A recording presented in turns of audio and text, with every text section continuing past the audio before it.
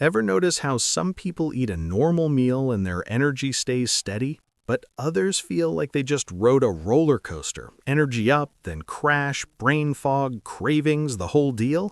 Yeah, that's blood sugar talking. Now here's the wild part. A lot of people think controlling blood sugar means starving yourself, cutting every carb on earth, or following some crazy internet diet trend. Honestly, that's not it, not even close.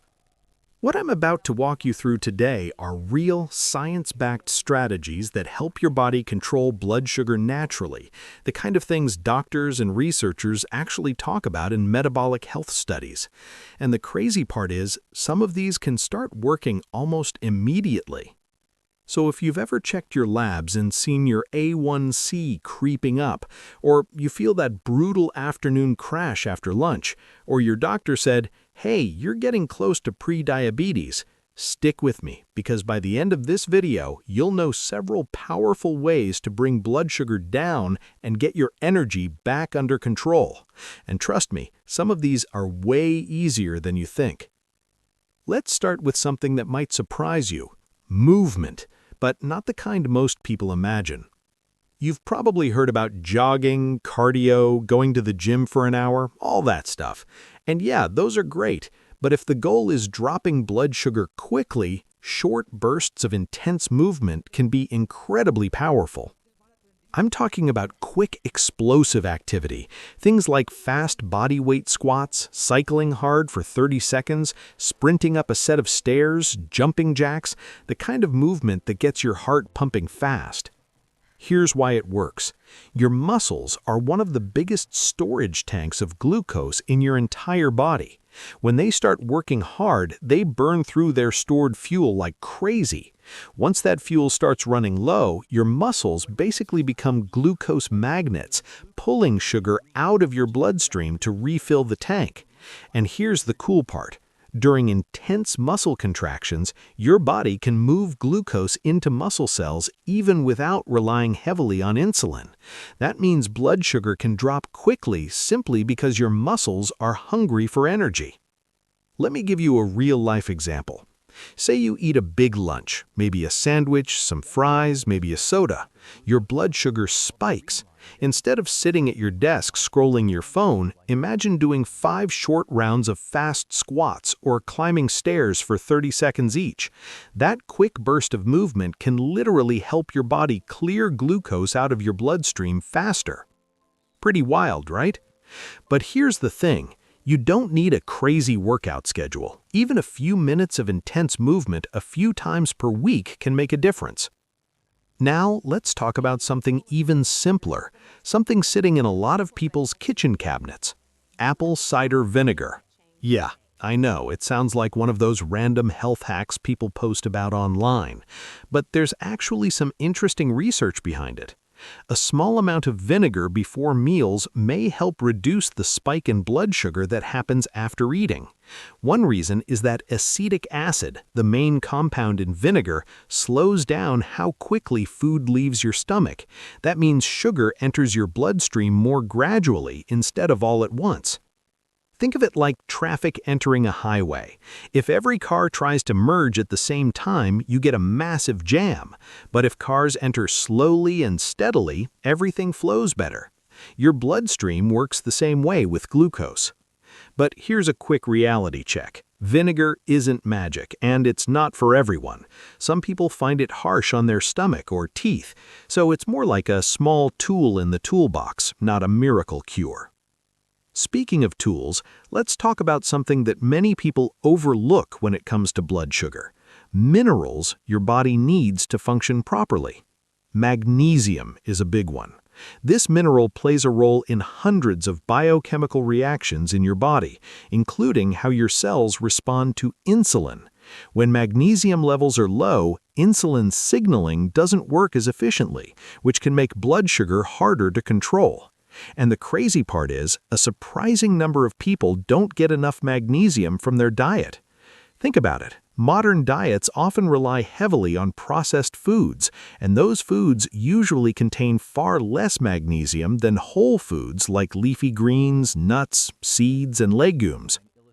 When your body has adequate magnesium, your cells respond to insulin more effectively, which helps move glucose from your bloodstream into your cells where it belongs.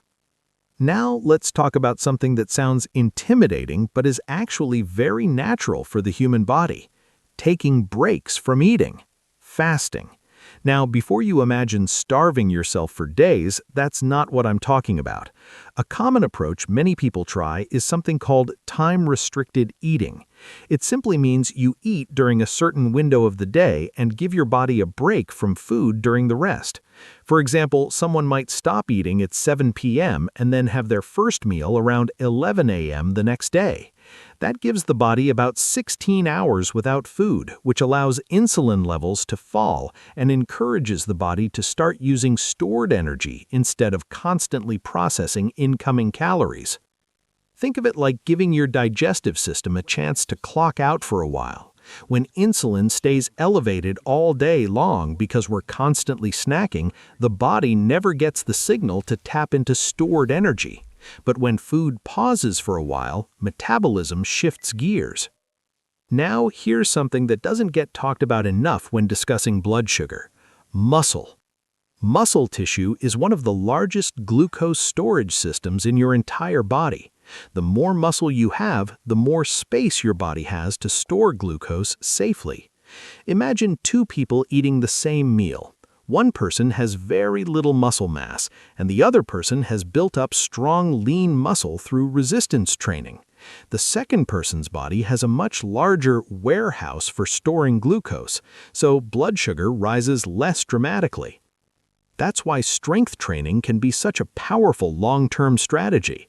You don't need to become a bodybuilder, just basic resistance exercises, squats, push-ups, rows, lunges, a few times per week can help your muscles grow stronger and improve insulin sensitivity over time. And then there's one factor that can quietly sabotage everything we just talked about: sleep. If you've ever pulled an all-nighter or slept only 4 or 5 hours, you probably noticed how weird your body feels the next day. You're hungrier, cravings are stronger, energy feels off. That's not just in your head. Sleep deprivation can reduce insulin sensitivity, which means your body has a harder time managing glucose the next day. Even a single night of poor sleep can throw metabolic balance out of whack. Now add chronic stress into the mix and things get even trickier. When stress levels stay high, the body releases cortisol, a hormone designed to help you deal with threats. But cortisol also signals the liver to release glucose into the bloodstream. That's useful if you're running from danger, not so useful if you're sitting in traffic or stressing about emails all day long. So if someone is doing everything right with diet and exercise, but constantly running on 4 hours of sleep while dealing with non-stop stress, blood sugar can stay stubbornly high. Sometimes the most powerful metabolic improvement comes from something incredibly simple: getting consistent sleep and allowing your nervous system to calm down. Deep breathing, meditation, stepping outside for sunlight, or simply disconnecting from screens before bed can help signal to your body that it's safe to relax. And when your nervous system relaxes, your hormones follow. The big takeaway from all of this is that blood sugar control isn't about one magic trick. It's about stacking small habits that work together. Move your body, build muscle, walk after meals, give your body breaks from constant eating, sleep well, manage stress. When these pieces start working together, your metabolism begins shifting in the right direction.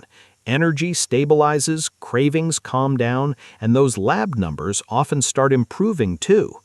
And honestly, the goal isn't perfection. Nobody eats perfectly or sleeps perfectly every day. The goal is progress, small, consistent choices that support your body over time. Because when you give your body the right signals, it's surprisingly good at repairing, adapting, and getting back into balance. And if today's video gave you a few ideas you want to try, that's awesome. Start with 1 or 2 habits this week and see how your body responds. Your future self will thank you for it.